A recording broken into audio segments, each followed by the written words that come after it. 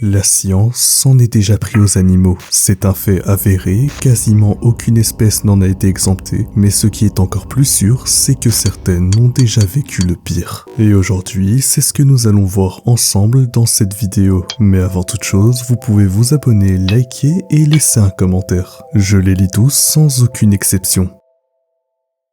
Experiments in the Revival of Organism. En 1925, dans l'Union soviétique se trouvait un scientifique du nom de Dr Sergei Brokhanenko, qui avait avec toute son équipe un but très spécial, pouvoir réanimer n'importe quel organisme. En d'autres termes, il voulait arriver à ressusciter n'importe quoi avec une machine qu'il a appelée l'autojecteur. Un outil qui remplace le cœur et les poumons de n'importe quel sujet en pompant du sang qui circule en son intérieur ainsi que l'oxygène inhalé par les patients. Et ces patients font ce qui nous intéresse le plus, vu qu'il s'agit de chiens kidnappés auquel il fait vivre un véritable enfer. Déjà lors de 2 congrès scientifiques, il montre que sa création marche, et ce en coupant la tête de l'un d'entre eux ainsi qu'en la maintenant en vie grâce à des branchements. Et selon les rapports, celle-ci aurait vécu pendant un total de 1h40, sans aucune preuve réelle. Mais en 1939, lui et un certain David Yashin ont décidé d'offrir des images de l'expérimentation à tout public. Ils tournent et sortent donc en 1940 le film très controversé Experiments in the Revival of Organism, un documentaire dans lequel on a eu droit aux images de 2 expériences de réanimation, dont la plus connue avec la tête d'une bête décapitée. Celle-ci réagissait au son, au goût ainsi qu'au toucher, ce qui était la preuve des recherches du docteur, mais surtout de la transgression de l'éthique pour l'époque, vu qu'après avoir essayé son œuvre sur des vrais humains, ça a été un réel échec. Il est donc mort en 1960, mais recevra tout de même un prix 5 ans après pour avoir posé les bases de la circulation sanguine artificielle. Les singes d'Arlo.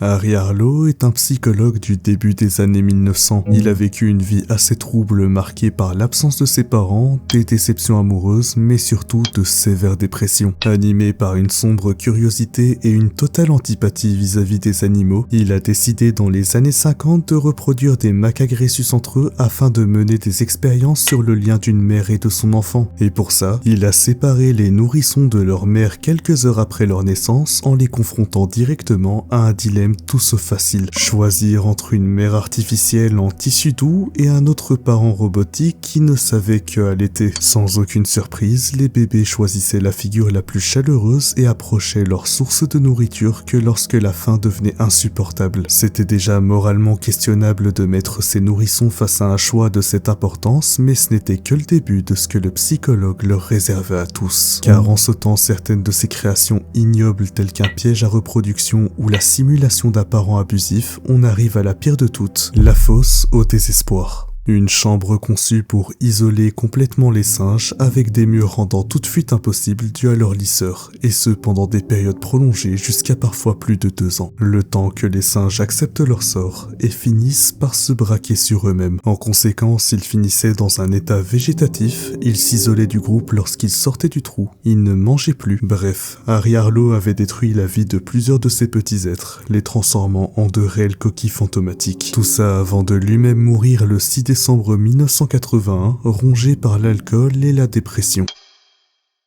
Le test de Dress.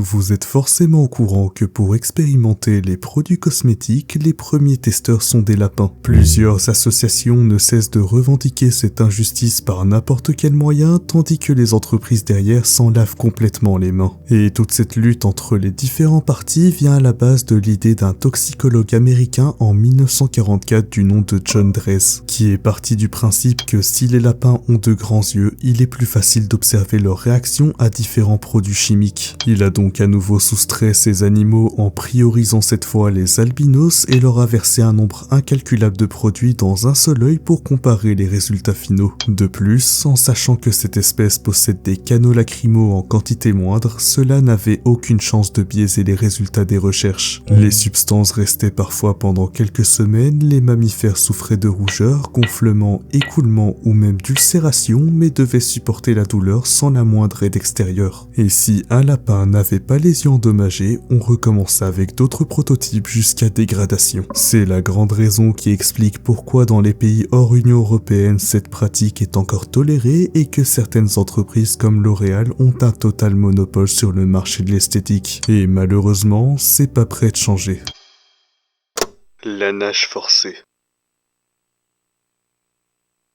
Imaginez que vous fassiez naufrage en plein océan et que vous n'aviez aucune issue de secours si ce n'est de gagner du temps en nageant jusqu'à épuisement. Ça peut paraître horrible, mais on pourrait déjà distinguer les personnes dans ce cas en deux groupes distincts. Les acharnés refusant de ne pas faire leur maximum pour survivre et les déprimés qui pourraient se dire à quoi bon si je meurs dans tous les cas. Eh bien, dans l'histoire, remplacez les humains par des rats et vous avez le cheminement de la création du pharmacologue français Roger Porsoltz, qui se disait qu'on pouvait tester la dépression humaine via cet ultimatum qui était nager ou bien simplement couler. Ça se passait à l'intérieur de récipients dans lesquels les rongeurs ne pouvaient pas toucher le fond pendant quelques minutes et ceux qui abandonnaient le plus vite étaient désignés comme souffrant du trouble. Une catégorie sur laquelle était testée une panoplie d'antidépresseurs jusqu'à trouver le bon qui lui donnera la volonté de rester à la surface. Comme vous vous en doutez, ce type d'étude s'interdit au fur et à mesure du temps, à raison de critiques sur les conséquences psychologiques et physiques sur les animaux, mais surtout à cause de l'aberration provoquée par le ridicule de prendre des maladies telles que la dépression autant à la légère. L'interdiction n'est pas encore globale, mais au vu de son avancée, elle est en voie de s'appliquer dans l'ensemble du globe.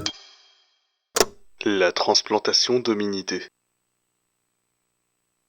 Robert White, un neurochirurgien américain, a enlevé un groupe de 2 singes rhésus pour leur couper la tête, histoire d'effectuer une transplantation. Tout ceci pour savoir si on peut échanger 2 corps entre eux. Sans oublier que pour recoudre les parties coupées, ils devaient connecter les principaux vaisseaux sanguins pour assurer la circulation du sang vers le cerveau. Par contre, concernant la moelle épinière, il n'y avait aucun moyen pour faire quoi que ce soit. Alors oui, l'expérience marchait, mais pas sans retombées. En effet, comme il n'y avait aucune solution pour cette partie du corps, les singes se retrouvaient paralysés de la tête aux pieds. Mais pour Robert White, ça restait une réussite en quelque sorte, vu que ce qui l'intéressait lui, c'était de voir si on pouvait préserver la fonction cérébrale après cette migration. Et comme le cobaye savait encore cligner des yeux, entendre, voir ou même goûter, ça servait de prétexte pour continuer, et ce malgré les conditions de vie déplorables qui s'ajoutaient de jour en jour. Mais heureusement pour la victime, la peine a été écourtée, vu qu'après quelques jours, une infection a eu raison d'elle.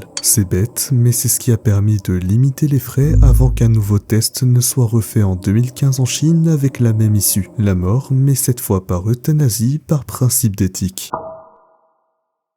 Topsy l'éléphante. Topsy est une éléphante qui a vécu l'une des vies les plus ignobles que l'on puisse imaginer sur Terre. Elle a d'abord appartenu au Four Polenses Circus, un grand cirque itinérant connu à l'époque pour parcourir le Canada et les États-Unis. Réputée pour être la vedette de celui-ci, elle se produisait souvent, mais dans des spectacles où elle se faisait battre avec des perches ainsi que des bâtons ou encore piquée par ses dresseurs. En toute suite logique, Topsy est devenue de plus en plus difficile à gérer. Elle a causé plusieurs incidents qui ont provoqué la mort de ses dresseurs, et le cirque, en colère, a décidé qu'il était nécessaire de la tuer. Mais pour encore plus s'appuyer sur l'horreur, ils l'ont planifiée en tant que dernier spectacle sensationnel. Pour la manière dont elle allait être abattue, 2 hommes, Nikola Tesla et Thomas Edison, se faisaient la guerre pour savoir quel était le meilleur type de courant. Et sans rentrer dans les détails, Edison, qui défendait le courant continu, plus lent mais moins dangereux selon lui que le courant alternatif défendu par Tesla, a demandé à ce que ce dernier soit utilisé dans la mise à mort pour prouver ses dires. Et le 4 janvier 1903, alors qu'elle se trouvait au Luna Park de Coney Island, la bête de foire a été nourrie de carottes au cyanure pour éviter toute résistance. Les techniciens d'Edison, présents sur place, ont filmé l'horrible événement, et les images ont ensuite été intitulées Electrocuting an Elephant.